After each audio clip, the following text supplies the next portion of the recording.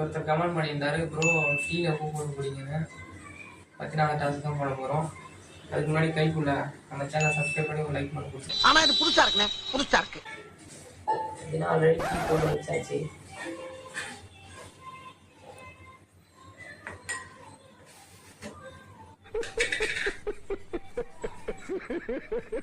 உப்பு போட போகிறேன்.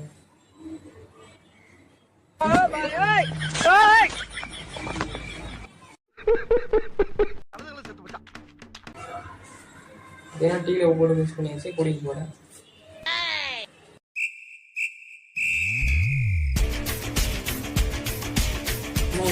பார்த்தீங்கன்னா இது குடிச்ச டாஸ்க் லேட்டாச்சு.